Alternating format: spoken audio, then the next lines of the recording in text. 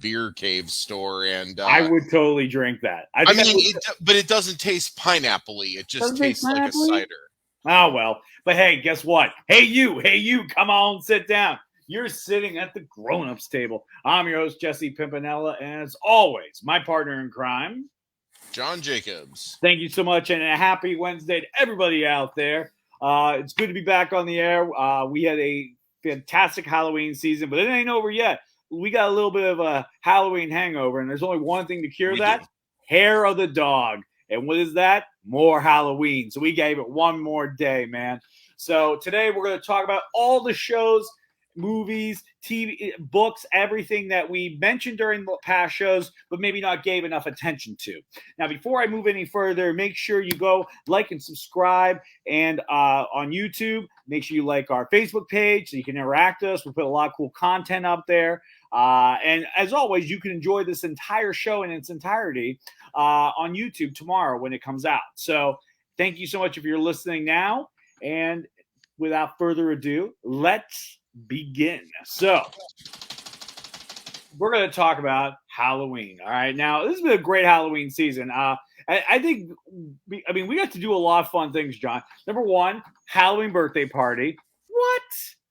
Come on. That's awesome. Yeah. So let's talk about that for just 1 second. I'm you know me, every time we start up the show, I share it everywhere, and I'm just in the process of doing that. I just shared it to Slacker. Now I'm sharing it to my Facebook page, and then we'll get going with the discussion. So sorry, folks, for the delay. Okay. I'll vamp for a little bit. Let me vamp and let you work. So earlier in the month, John's daughter had a birthday party, and Lucy brought all her friends and everything, and we did a really cool. There's like spooky games. Pin the eye on the zombie. Let's see, what else did we have? The ring toss, but it was like zombie ring toss. That's what it was, or something like that. What was it? There was something. It was witch hat ring toss. Which, by the way, I painted the board orange in my garage, and stupid me thought, yeah, spray paint will be fine. No, it wouldn't, because all the dust and everything settled on my garage floor. So there was a clean square and then orange all over. Now, I lucked out because apparently, like, the consistency of that dust was negligible relative to the concrete, and it didn't actually stick and soak in. So I was able to sweep 90% of it up with a push broom that I bought, and then the other 10% I just wet some cheap rags and got on my hands and knees, scrubbed it off, done. So you can't even tell now, but I was pretty upset when it happened because I thought I ruined my garage floor. So, well, you just you gotta look at it this way. You have it all. You would just have to make the whole entire thing orange. True, very true. That's all you would do, and then you just say, "Hey, it's a little more Halloween every day of the year, right there." So there you have it. Now let's so like I said, let's get right into it. So let's talk about we love Halloween. We do so much with it. I got married on Halloween. You officiated the wedding. That was a fun wedding. We always say that, like, you bring it up like every month. Oh, that was a great wedding. That was great. It really was. It really was. We had a blast. Good time. Yeah, and then this month I got to release my comedy special. So October to me is just the greatest month ever. Oh, for sure. Just period. So let's get right. So we'll get started with horror movies. Let's start. Let's talk about Scream 5 because. Oh, okay. Yes, so this will be kind of like just for it to be palatable. And now my wife has stood up, so she'll probably want to join us. Didn't we just hash this out a couple of weeks ago? Now she wants to come back for a second. But I'm going to reconfirm some quick news. Okay. So Jamie Kennedy is dead. He says he's dead. He is not in the movies. Could that be a ploy? Maybe not. We don't know. He recorded a VHS tape in 1999 that they found somewhere, but now that it's 2021 and there's no more VCRs left, they have to figure out how to play it. And then when they do, that's when they're gonna die in 7 days with the. That's what I was thinking. I was literally gonna. Let's start comboing horror movies up and make new ones that are just a combination of 2 or 3. Oh wait, isn't that what Hereditary and Midsommar always did? Oh. Oh my god! So yeah, my wife and I we were rewatching all the paranormal movies, and we tried watching Paranormal Activity 3, and I just kept hearing this. Here's what I kept hearing. I swear to God, I was like, My John's disagreement here. grunt. John's here. I was like checking in the closet, like, how the fuck does he know we're watching Paranormal Activity 3? How's he know? It was Paranormal Activity 2. Or no, 3's the one with the that copied Heredity. Is that the one? Hereditary, yeah, because Paranormal Activity 3 is about the girl's story and the grandma is the witch and the witch cult, and then they go to the house because their house is haunted, and then the witchy cult grandma and her witch cult people kill her parents so that they can make them part of the cult. I mean, it's almost frame for frame. Are you talking about paranormal now? I couldn't tell. It was just because they blur. So all the same shit happens. And look, just because you have a 10-year-old kid get its head popped off in the stupidest way does not make your movie good. I'm sorry, it doesn't. Like, we're over shock value in that regard. We have seen, like, I am desensitized from decapitations. I mean, I was born in 81, so I watched all the shit growing up. So it doesn't affect me anymore. So it's not a big deal that you put a kid getting their head popped off in your movie. Oh, so now the powers have to transfer to the son. Oh, great twist, guys. Like, movie's stupid. Anyways, sorry, I don't want to get back on that. Yeah. I have an idea for your next show. What's our next idea? You guys should watch The Grudge versus The Ring and then discuss it. Jesus Christ. Those are two movies I can't do. Well, I mean, it's like, well, I mean, it depends, Sarah. So do you want us to watch the American, hey, Sarah, do you want us to watch the American remakes, or do you want us to watch the American remakes and the original Japanese and then compare? They made a movie in Japan like 5 or 6 years ago where it's literally The Grudge versus The Ring. Like Freddy versus Jason? Yes. How did I not know this existed? I'm already in. I'm all in, 100%. 100%. Right. I cannot wait to watch this movie. Are you serious? Yeah. We're serious. Oh, wow. Okay, yeah. I'm in. Wait, let me see if I can find a cover to it. The Ring versus The Grudge. Hold on. Because it's called Ringu it's called Ringu over there. So. Well, but that Ringu is the name of the ring. Yeah. Yeah, but I like it's like Ringo. It always makes me think, oh, I'm going to sing a song about an octopus. You know, like. Wow, we're getting impressions on this show, folks. Like, normally you have to pay for a ticket to get to do an impression. So, wow, everybody got a real treat here tonight. Watching my really shitty, hacky Ringo joke. Oh my God, these posters are horrible. Look, you guys should do. Sarah, you just right there. You look like the Baroness from G.I. Joe. You and Jesse should do the Baroness in Destro next year for Halloween. And if you want, like, I'll do Cobra Commander. We could like make a whole. Right. That sounds good. All right, so I'm going to share I'm going to share the poster for this. I'm going to share the poster. I can't promise. All right, let's show me that. I did not, and for everybody watching live, I had no concept of that this existed. Holy shit, it is Freddy versus Jason. Yeah. That's what it is. I want to watch this. I'm sold 100%. It's really shitty. Like, really shitty. Like, I didn't like it, and I like shit movies. All right, we got, let's get ready to rumble, and I got $100 on the Meowing Cat Child. There you go. You know, I think I got to align with Chuck on that one. I'll give it. I give it the Cat Child too. So, you know, I'm definitely down with watching this. I wish we would have known about this earlier so we could fit it into Halloween, but no problem. This will be great, you know, a month from now when we want to do it, and I'm really excited. So awesome. I'm totally sold. 100%. This is why it's great when Sarah comes on the show. She brings this really cool shit that we didn't know about. Yeah. I do about it, but I forget to bring it up. Honestly, I just want to see your reaction watching it because you hate The Grudge and The Ring. I hate The Grudge and The Ring. I cannot stand those. Okay, I hated The Ring. I thought it was so dumb. I watched Grudge? I watched the originals and I watched the remakes. I was so bored. You didn't watch the Japanese. Oh, I did. Ringu. Oh, I did. Oh, you did. Ringu is way better than The Ring, though. I was hoping that the movie would start doing that staticky thing, and then the girl walks out of the well and just murders me. I was just wanted that to be done. Well, I mean, we can do that, Jesse, if you want. Like, I can start calling you every day, like, and then, like, I can leave little, like, thumb drives on your doorstep to have all the imagery changing each day, you know? We can get there. I would have accepted my fate, dude. I wanted a mercy killing while watching those movies. They're good. Okay, so Jesse, here we go. And Sarah, here's the barometer. Here's how we figure this out. Okay. Which movie is better? The Ring versus The Grudge or Hereditary? Damn it. Oh.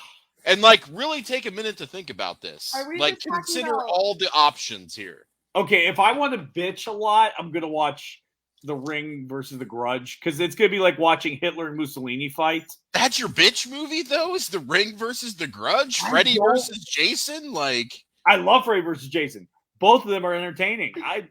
I loved when they were doing promos for that movie, and they actually did like one of those like MMA boxing. Yeah. They were like lined up. Yeah. I thought that was so funny. Like, I knew when I saw that as one of the things they were promoting, I was like, yeah, this is gonna be good. I don't give a shit. It's gonna be amazing. And it was. I enjoyed it. I enjoyed the fuck out of that movie. But I don't know. The Ring and The Grudge are internationally loved horror movies. Here's the thing. I look at it like this. The rest of the world versus my opinion, I gotta be wrong. The issue with The Ring and The Grudge is that the first ones in the American franchise were decent. Yes, I will agree. They just like said, fuck it. Because like Grudge 2 was okay. Ring 2 just completely retconned everything, but it didn't make sense. Yep. The Ring was basically a murderous rickrolling people. It was. That's all it was. Like, never gonna give you up. You're gonna get died in 7 days. I'm like, fuck, I'm gonna die now. I'm like, when I was in 6th grade, I was so traumatized by The Ring that I did not watch it again until I moved to Columbus, March 2020. It wasn't fucking scary. What year were you in 6th grade that you watched The Ring? It was like right when it was released on DVD because I saw it at a sleepover. Man, I feel like I was already a grown adult when that happened. Real quick, I want to put this comment up. I want a link. Tom, get me a link. I would watch it. I'd watch it because I'll tell you what. I'd watch that. No, I'll tell you, dude. I started watching fan films on YouTube. And some of the horror movies out there are not bad. There's one called what was it? Alone in the Woods, A Walk in the Woods. It was during the wintertime. It was Jason. And they actually had the guy who played Tommy Jarvis in part I saw that. I saw that. That was good. You jogged my memory there. I did. I watched that. Yes. That was I'm gonna watch that after this show too. I know. That was oh man, it's like it's flooding back. It's like somebody who had amnesia and their memories like only an hour back. and it's brilliant. I forgot about that. I completely forgot about that. You just reminded me. Thank you. God. It's something like Walk in the Woods. It's a Jason fan film. If you go on YouTube and look it up, it's Jason in the Snow. It's awesome. Because I like when I see people that like care about what they're doing. Like, no offense, Paramount was just like, all right, let's just crank another one out. Yeah. Titties. Just like. In all fairness, I will say the reimagined Friday the 13th from, I think, what was it, like 2011 or 12 or 10? When that happened, it was right where it was, or no, Supernatural was already going on at that time, wasn't it? Even though Jared Padalecki was in it.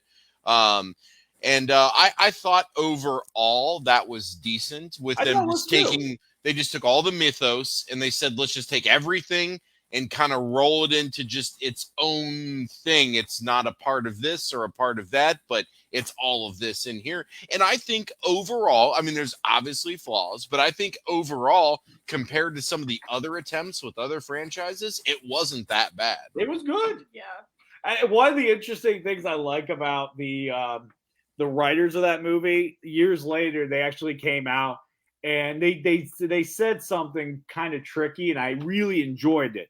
They were like, at one point, he said, like, these kids are just new to the area. They probably never heard of Jason. There's 1,000 Crystal Lakes, as they mentioned. Yeah, sure. He's like, they were like, this movie can technically fit in continuity. He could have lost his mask and then found another mask later on. I mean, it's possible, sure. Yeah. They said that they were doing that loosely because when they were writing the movie, they said they understood that they had to make a new Jason that starts in its own world, but at the same time, they wanted to do something that left room to say, hey, this could be like a sequel. So yeah, and I think it was smart to combine elements from the entire franchise into this one-off reimagining film, because I think it helped create familiarity. It gave people what they wanted to see, but the presentation was a more new and modern style of presentation. And I also liked how there were two different groups of kids, and we got 25 minutes on the first group before they all got killed. You had my favorite sleeping bag kill, which is fantastic. Barbecue them alive, loved it. Other dude, OG, got the machete in his head, which was awesome.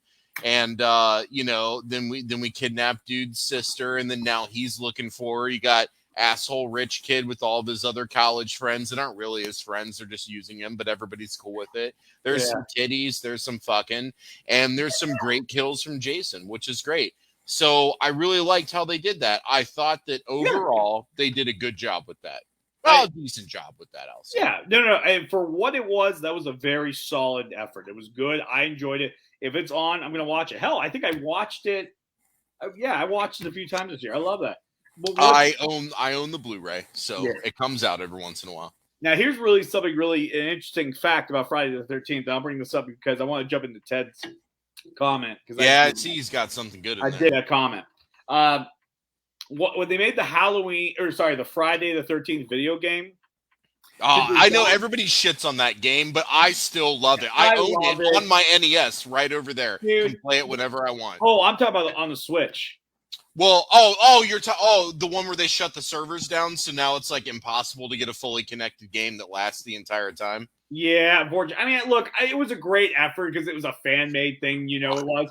It was a good game. I have it on all three of the major consoles. Tom Savini helped design all the kills. Tom Savini was cool. He was the original guy who architected Jason. Actually, Jason, just the boy. He was only in the first movie, and then he did the fourth movie. Because Tom Savini, he did the first movie, and he was like, I'm not doing the second movie. The second movie's dumb. And then he came back for the fourth movie because he's like, yes, it's the last movie. We're killing Jason. So Tom Savini has an interesting... Famous last words, Tom. But anyway, we keep bringing him back. Bringing him back. But they didn't bring him back in the fifth movie. It was a fake Jason. And that movie sucked so badly that when they made the sixth movie, which in my opinion is the best Jason movie in the original franchise, nobody went to go see it. Well, yeah, because I think people were kind of done with it at that point. Dude, I was pissed. All right, anyways, I could go on forever about Friday the 13th. Then let's talk about Ted's comment. Ted's comment. Yes, Alien versus Predator. What a matchup. And to me, two good movies. I know the second one didn't have the same caliber as the first one, but I didn't care. I thought it was a great movie top to bottom. Oh, okay. Okay. All right. Can we start the John Jacobs talk?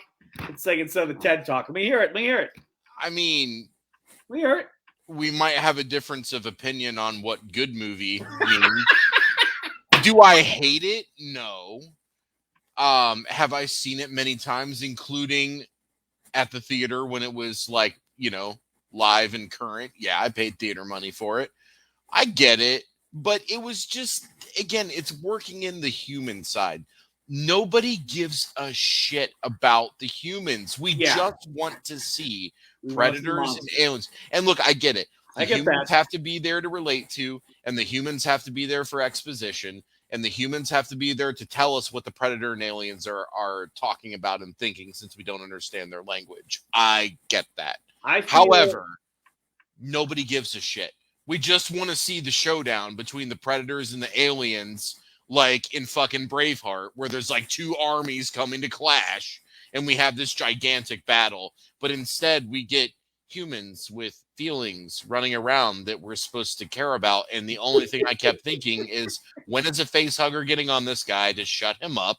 And I can't wait for the chest burster to pop out and kill him, because that's what we came to see. Yeah. I don't care about the human melodrama. Alien Requiem, I don't even know any of those characters or what they were doing, because I didn't give a shit. All I wanted to see was the showdown between the Predator alien and the badass Predator. Nobody cared about any other characters in those movies except those two. I can't name one. I don't even know who they were. Like, because it doesn't matter. Like, I think Michael Dougherty was very good with balancing that in Godzilla King of the Monsters, because for me, I felt he was able to give me enough monster fighting action and just the amount of human exposition I need to understand the movie. You know, like, and I really appreciate it. Like, I felt like the first Godzilla movie, I mean, I didn't like it that much, because I was like, Godzilla had a total screen time of 8 minutes. It's like, you come to see Godzilla. Yeah. And then you kill off one of the biggest actors in Hollywood, Bryan Cranston, within the 20 minutes. And you're like, let's put the whole movie on the shoulders of Quicksilver, who died in Avengers 2. Dude, I hear her in the background, and we can't get over it, okay? You introduced Quicksilver, and then you killed him. But yet, for some reason, he can stay alive in the X-Men universe movies. Like, come on now. He wants to interject. He's Quicksilver.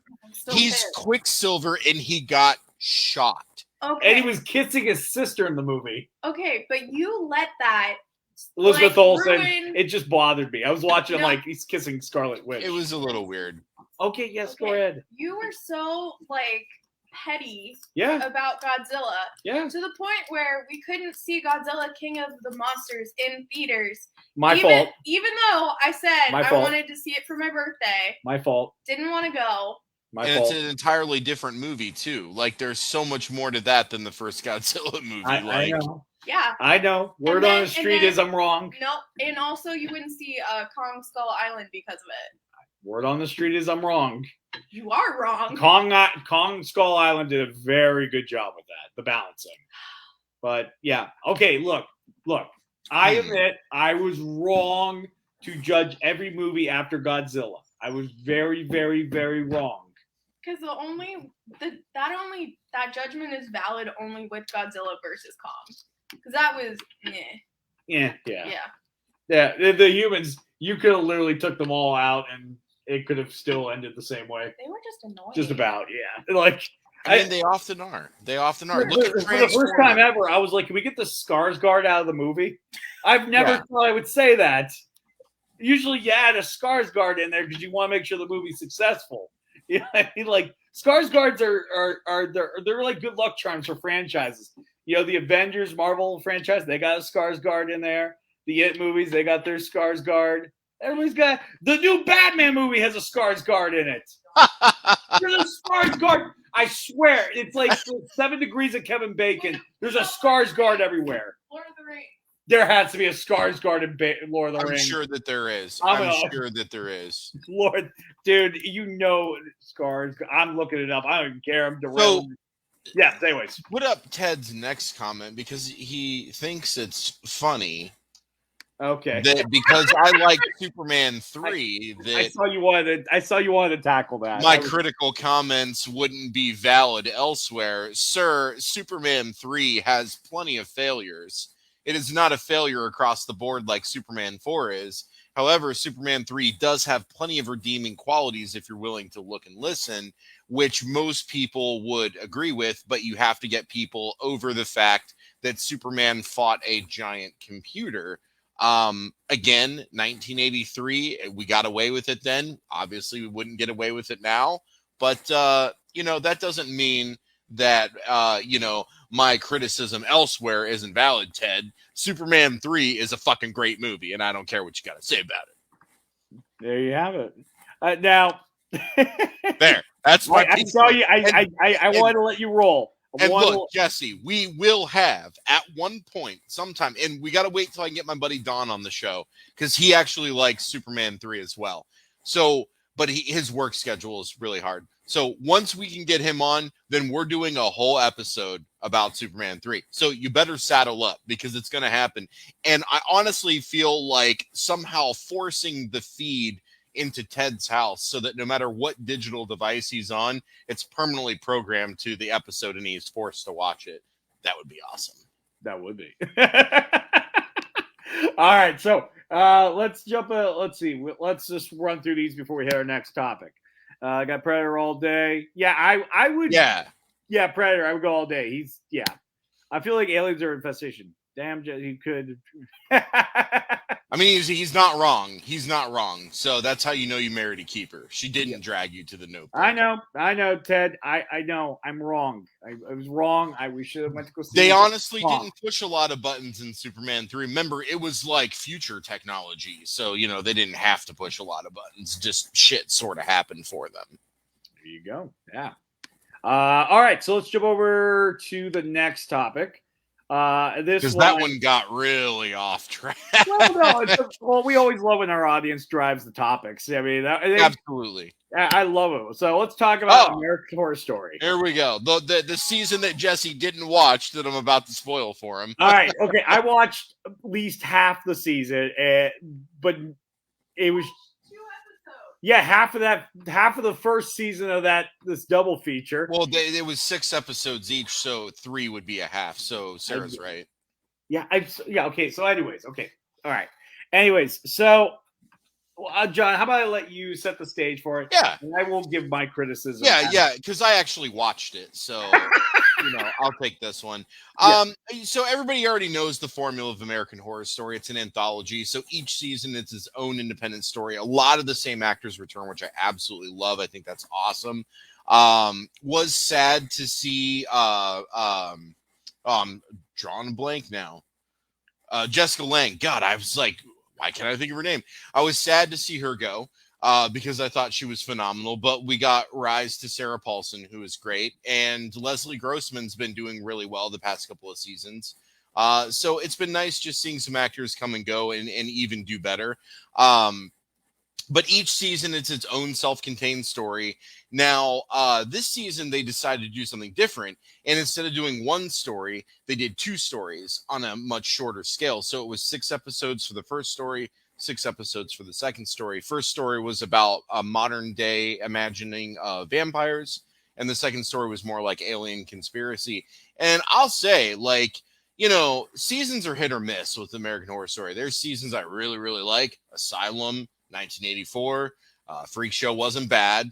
And then there's ones that I really don't give a shit about, like Coven and Hotel. But I understand that some people love those seasons and they hate the seasons that other people like. So that's the great thing about American Horror Story is that there's something for everybody. Maybe you don't like this season, but you really like this season, and that's totally okay. This season, though, with the 2 shorter stories, I liked the concept, but it really made both of the endings feel rushed. So with vampires, the concept was, hey, I'm going to give you this pill, and if you have real talent, you'll be the most, successful, talented person you can be. But if you don't have talent and you're just a hack, then you're going to turn into this mindless, wandering zombie that's still a vampire, but kind of like a zombie.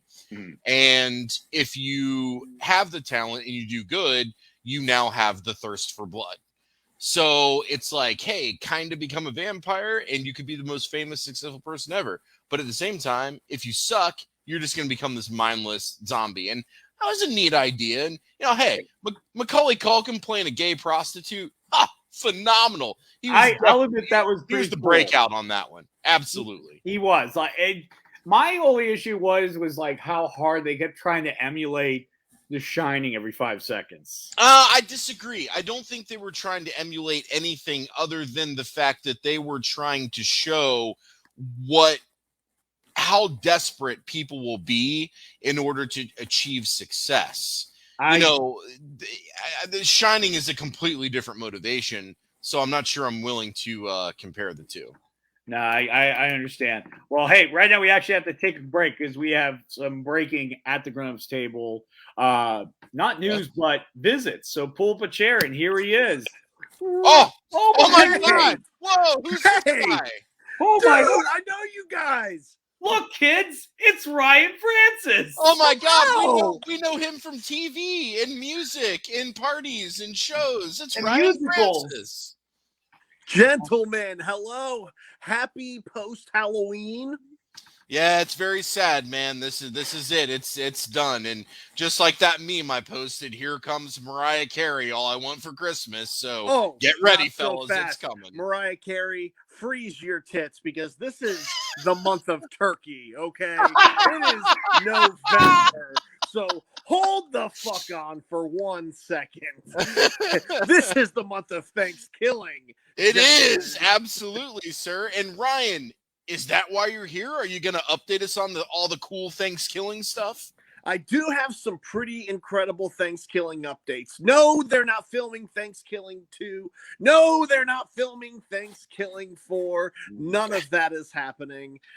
They do have Thanksgiving the musical, which we've talked about in the past, which I highly suggest Googling. You can actually check out the entire soundtrack for free on YouTube.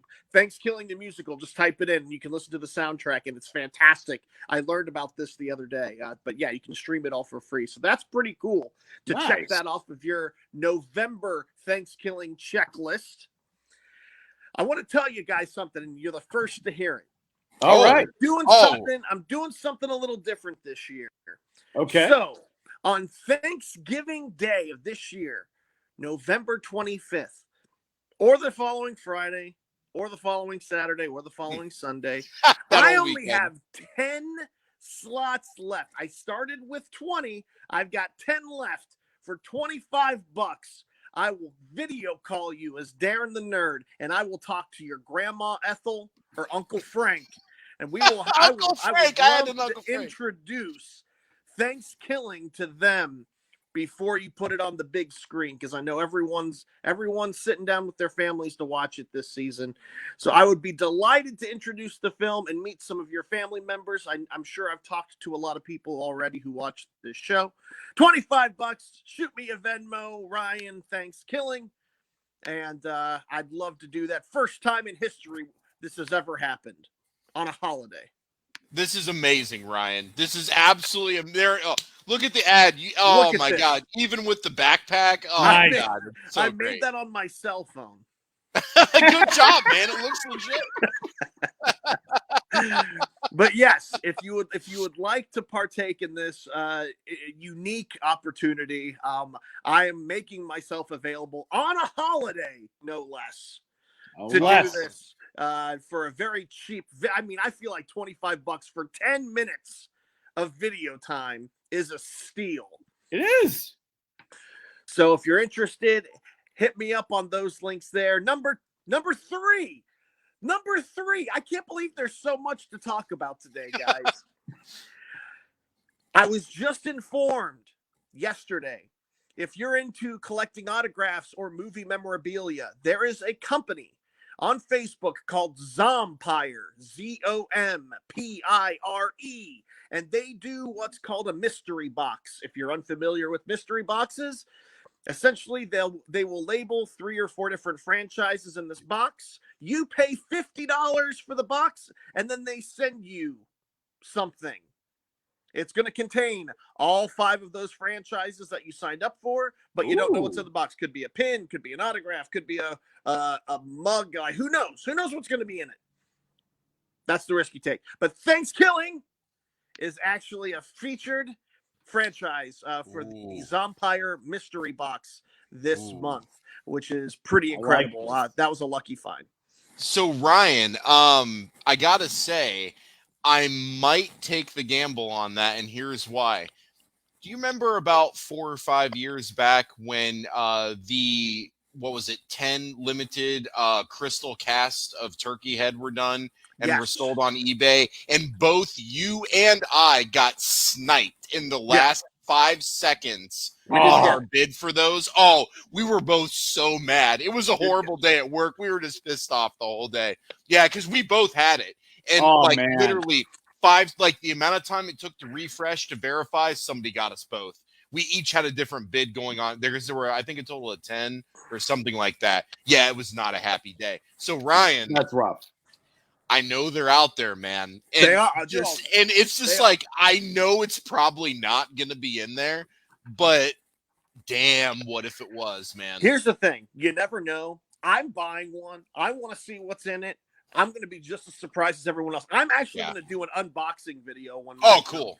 But I think Very cool. orders go on sale on November 11th. So be sure to check out Zompire, Zompire. Awesome. And they'll have directions on how to sign up for that. Their last box that they had for October sold out pretty quick.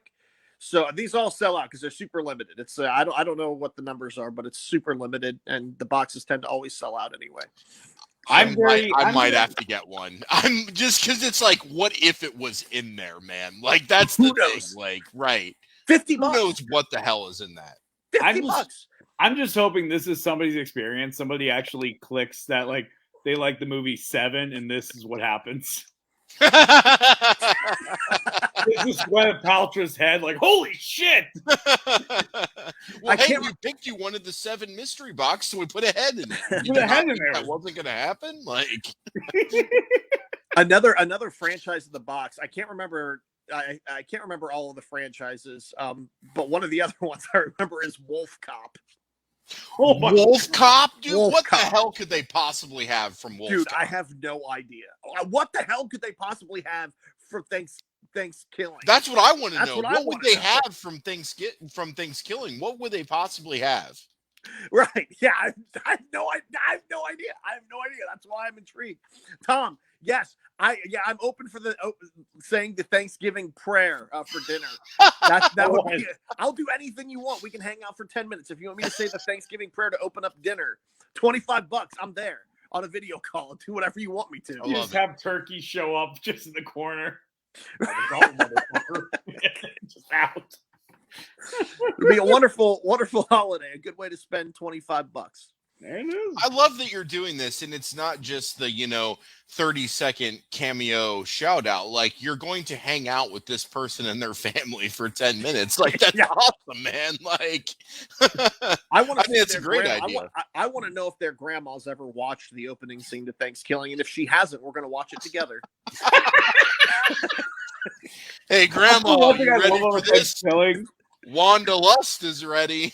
Wanda Lust is ready. That's one of the things I love about Thanksgiving is like, doesn't it say it on the cover? You'll see boobs within 3 seconds or something like that. Yep. It's the best book ever, and it's true. It happens. Oh, they deliver on that promise. Like, one day I got bored because I'm like one of those people. I'm like, all right, let's see if it's 3 seconds on the dot. It's 3 seconds on the dot. It's not 2.9. It's not 3.1. It's 3. It's 3. So accuracy is very key in marketing, and that's very true. That's very true. Well, gentlemen, I don't want to take up too much of your time. I want to say thank you for allowing me an opportunity to hop in there to update you on all things Thanksgiving. If anything else comes along, I will be sure to let you know.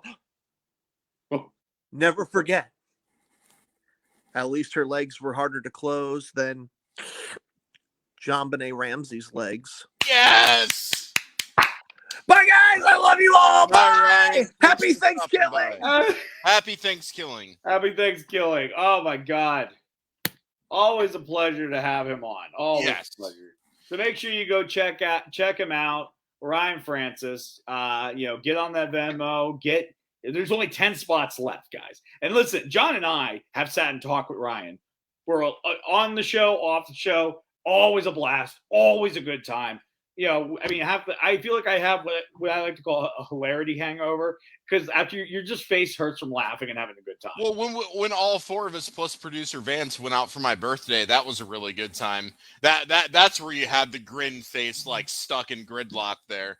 Dude, yeah. Especially at what was that bar we went to? That guy just kept going on and on about how he met all those 80s wrestlers. Oh my God, what's that place? I forget the name. It was like the Ugly Ogre or something. Ugly Ogre, something like that. Something like that. That was a good night. That was a great night. We all had a good time.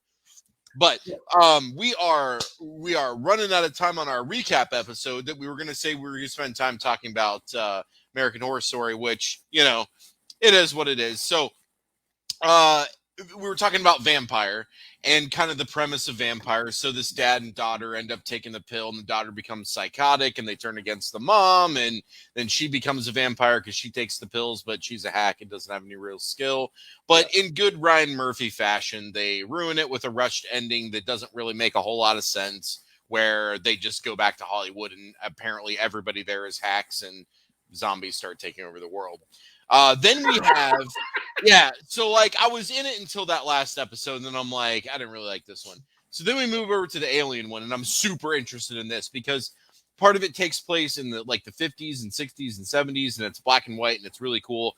And the other half takes place in modern time. Okay. And it basically explains conspiracy theories. They're all related to this deal we made with aliens to crossbreed with us so that they can create a new hybrid race of their own and repopulate because they're in danger. So anytime there's a conspiracy theory or a high-ranking official getting in trouble, it's all orchestrated to distract people from the fact that they can snatch 5,000 people a year and keep impregnating them with these alien babies that they just immediately kill when they're born until they get the right one that's born. And it's really cool how they set up to it. I like how Area 51 is basically the nursery for all of this. And once you're someone who's impregnated, you just keep cycling these babies out. You don't age there, and you just become a mule that just cranks out baby after baby after baby.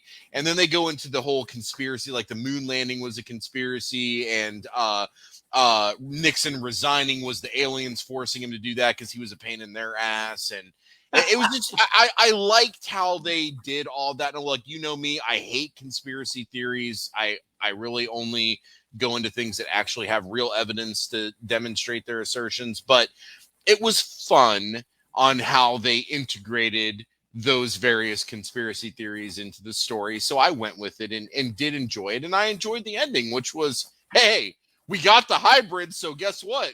Repopulation is going to happen. Oh, by the way, we don't need humans anymore. So you guys are all going to die, and it's going to all be our hybrids. And that's how it ends. It's just like this shit's happening. And I kind of like that a little bit better because it didn't feel as rushed, and it felt more natural to the story they were telling. They accomplished their goal, so now it's phase 2, repopulation. Like, I thought that was cool. I wanted more. So I actually ended up liking the Alien season a little bit more than I liked the Vampire one, even though when the Vampire one started, I really liked it. The ending really ruined that one for me. It really did. I hated that ending so much.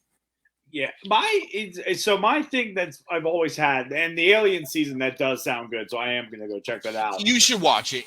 The first episode really bothered me because the human actors in modern times, it was just so horrible. They were all cheesy, reading their lines horribly, but I realized that was intentional.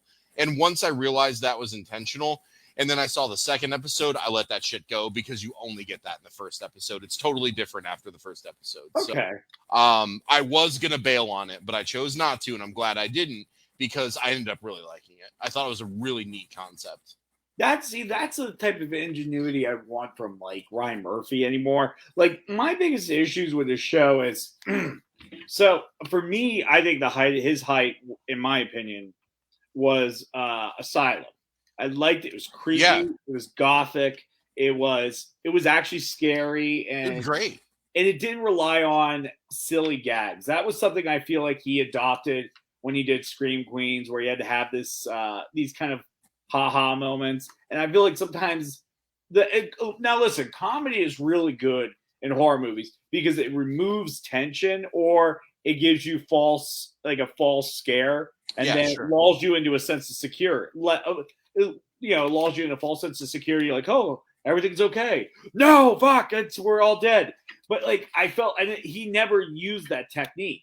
He would do a throwaway joke, and then and it wasn't even that funny. It was just a hack, and I was bummed. I'm like, he could have done more with that. He could have done something. I think one of the funniest lines from Asylum is where so Lily Rabe, who's really underused in that show, in my opinion. They're getting better in later seasons. But she's this evil, she's this nun who's possessed by the devil, and she's talking to I forgot the actor's name, who's basically a Nazi in hiding. Oh yeah. And I just loved how she taught him, like, oh, did you guys sing songs under your little Nazi Christmas trees? I remember that. The lines are funny, but like you're like, whoa, like this Nazi's gonna kill her eventually. Like, you know what I mean? Like, it's like this.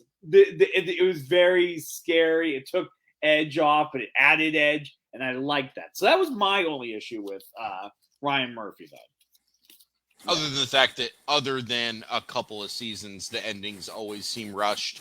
I know you didn't like. Obvious. Those are the obvious. I know you didn't like 1984, but I really did. That replaced Asylum for number one for me, because there was actually a wrap up. There was a real ending. And there was. There was closure. There was wrap up. Now look, we still had subplots that didn't go anywhere, but we didn't have as many, and a lot of those got closure, which doesn't really happen in most of the other seasons. So I was good with that, and I really enjoyed that. I really truly did. And I don't think you gave it a fair chance. I think I watched it twice, my friend. I watched it twice. There's no way you watched that twice and still feel the same. We were in quarantine last year. Of course, I watched it twice. All right. There's nothing to do. No, okay. So here are my issues besides the humor. The subplot. Sometimes I got bored of it. I hate when they keep rehashing the whole murder house rule, where if you die, you're stuck somewhere. I just feel like that is it's a rule that they're relying on way too much. I mean, I get it. It's a MacGuffin. It's how they can just keep the cast together and keep. Yeah. And then like, I kind of wish it was just like this. I kind of wish the season was just like this night in hell, where the whole season, if it was a shorter season, just took place all one night. Oh, I like that idea. And then it's just their game. Let me put it this way. Let me extend an olive branch. I love the Halloween movies, especially Halloween Kill that just came out.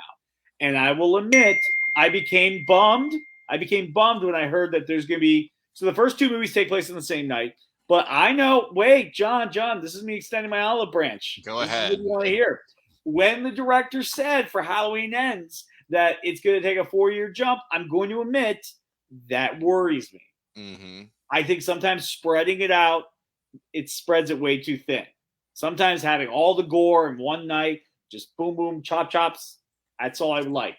I mean, don't you think, too, if they extend it 4 more years and do a time jump, I'm pretty sure that Laurie Strode's not going to be getting around very easily those days. So do we really want to see Michael Myers fight a senior citizen? I mean, I really don't want to see that. Like, just make the movie. I have a prediction.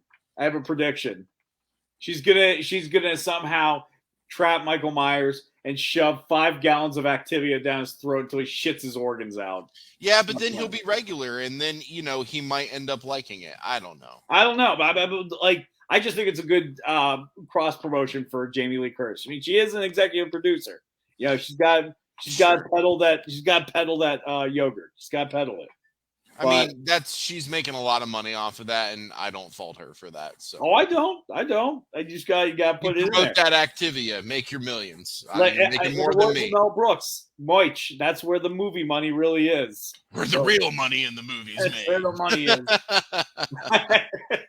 All right, so Ryan, Ryan Hillsman hates AHS, and look, I get it. I know a lot of people that do too. I wasn't a big fan of the first season of Murder House. I love Dylan McDermott, but I just didn't and then I rewatched Murder House a couple years ago and still wasn't into it. But Asylum is what got me. Asylum is what captured me, and I was like, this is it. But then I didn't like Coven. I didn't like Hotel, but then I watched Freak Show, and I didn't watch Roanoke, but then I watched Cult, and then I didn't watch Apocalypse because I didn't watch Hotel. But then I watched, what was the one last season? I forget already. Why am I forgetting? Oh, 1984. Oh, okay. Loved that. And then I loved 84. I had a brain lapse for a second. I was like, I missed 84 one. popped in my head, but I'm like, John would never forget about that. Am I literally forgetting another season that existed? I was literally pedaling my head. But yeah, no, I just, like I said, They're great. Roanoke was pretty good. I'm going to start watching that one because everybody has told me I would like that one. So I am going to watch that one. I appreciate that one because Ryan Murphy went up to the plate and actually took a swing. He didn't just bunt the ball and got to first base. I feel like he did something. So whether you like it or not, he took a swing. And that's what I wanted to see. I wanted to see something new, something different, and he delivered on that. Whether you like it or not, different story. But anyways, let's see. Lori's granddaughter has a kid during those 4 years and still won't leave the damn town. Yeah. Okay. Let's just go ahead, Jesse. We got 10 minutes left, or, around 10 minutes or so. Yeah. Let's just transition into bitch about Halloween for the rest of the show. Sounds good. Do it. I think the people want it. So let's give it to them. And look, everybody already knows my opinion, so we're not necessarily going to rehash that rant again. But yeah, I love what Tom's saying because leave the fucking town. It's not like you're living in New York City or anything. So leave, go somewhere else. Like that's what I don't understand. And this whole town is completely like just so emotionally distraught over 3 murders that happened 40 years ago. Okay, there were 3 murders in the Hilltop last night and people still slept with their doors unlocked, okay? No one gives a shit about 3 murders. So why are you all still emotionally, messed up over this? I'm really stumbling over fancy words today, so I don't sound as cool.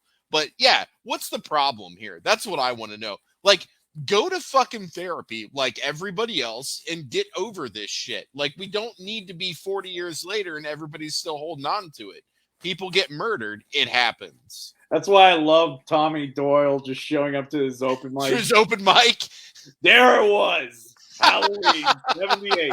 You can tell the fucking bartender's like, Jesus Christ. But I love how his set, like, he wasn't telling jokes, but it also wasn't like a novella either. He just got up there and kept it real for 10 minutes, and he hit his light without being warned. He did. So he at least knew how to manage his time on stage.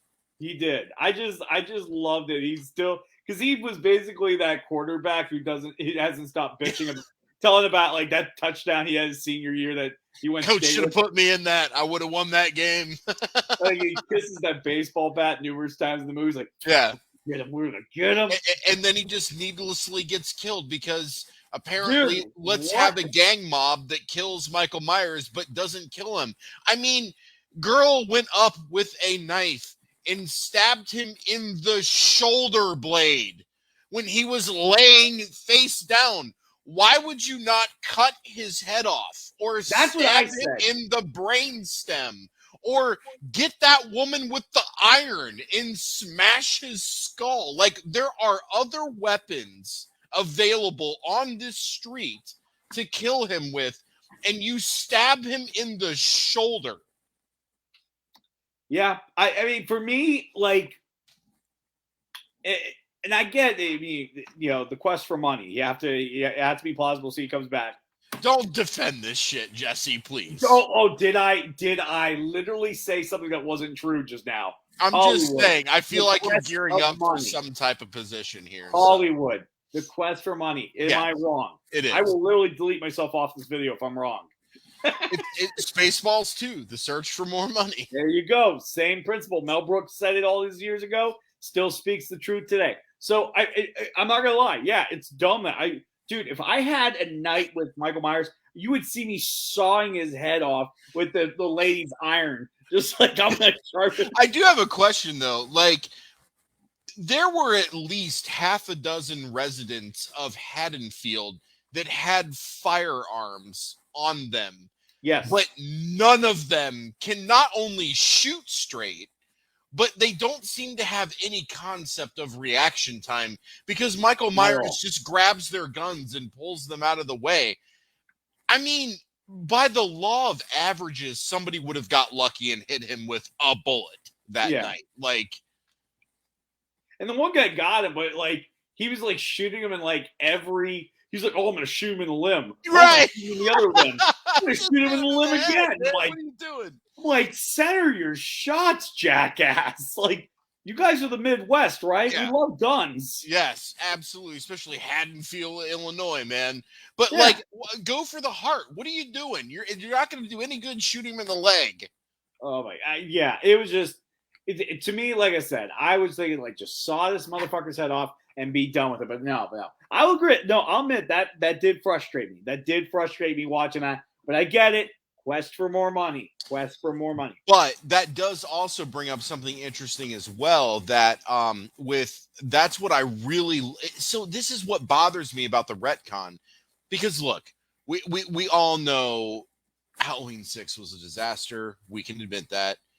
4 and 5 are their own little thing. 3 is its own thing. 1 and 2 is its own thing. But then we introduce H2O. So now it's 1, 2, plus this side stories in the middle. And then now we're back to Laurie and H2O. I kind of like that, revisiting that.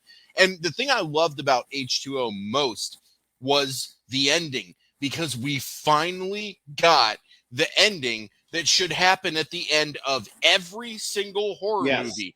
Somebody uses their head, no pun intended, and says, he's probably not dead. And in the past 20 years, every time we think he's dead, he's not dead. So I'm going to go ahead and grab this axe and cut his fucking head off and make sure that he's dead. Yes. And H2O was the end, but then the quest for more money. We got Resurrection with Busta Rhymes. So, of course... You like Danger Entertainment? You know, Michael Myers doing his Michael Myers thing, decided to change costumes in the ambulance. So it was unfortunately a paramedic that got his head cut off. But we have to applaud Laurie for actually doing something. And she did.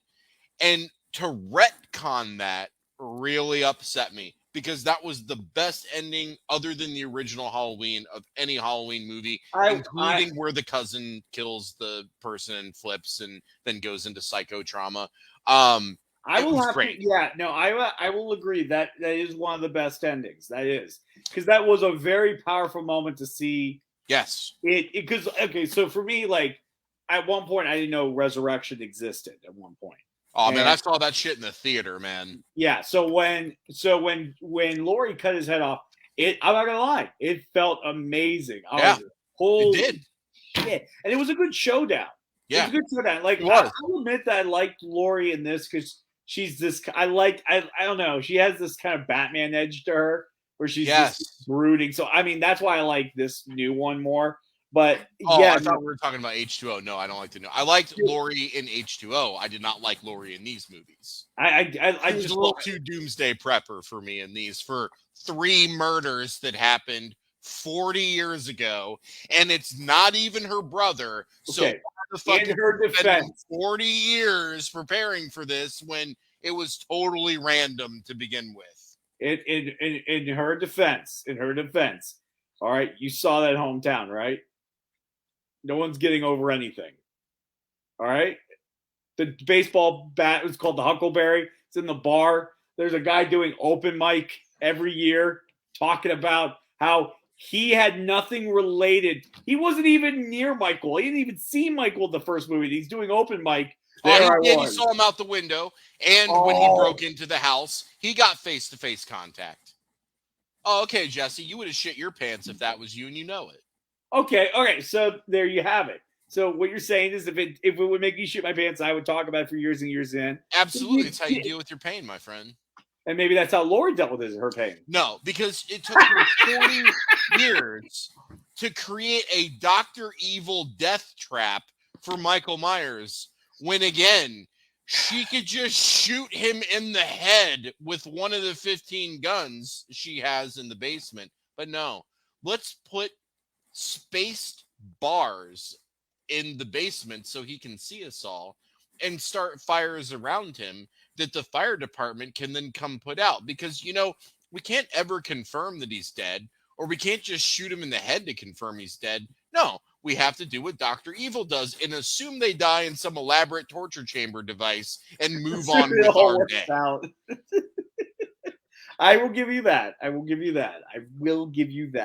I just love my favorite moment of Halloween Kills. It was dumb, man. It was stupid. I think that my favorite moment of Halloween Kills, though, was where Hawkins was like, "Hey, Lori, maybe it's not about you." Yeah, like shit like that just pisses me off. I'm like, everybody's watching this movie for the Laurie and Michael showdown, the brother and sister showdown, and then you took that away. And you just made it 3 random murders that people can't get over. Awesome. You know what that's like? That's like making Scream 4, which is a bunch of high school kids that don't get enough attention decide to become copycat killers and kill people in the ghost face. That's a great comparison. I would argue back with you if you didn't use facts. That's all I'm going to say. I would argue with you if you didn't use facts. But hey, right now we actually have wrapped up. Oh, no. Halloween can't be over, Jesse. But wait.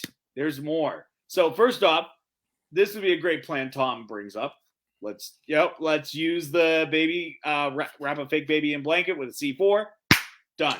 Yeah, but would he care about a baby? Tom, what if we got like a teenage, like mannequin dressed like a teenager? We get a blow-up doll. But like really those are getting realistic now. So I think you've got it. There we go.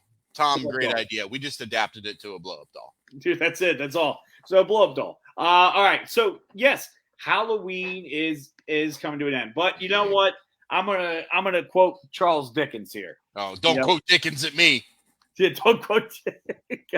The thing. What movie was that? I forgot what movie that was. That was from Basketball. Basketball. Yeah, don't quote Dickens to me.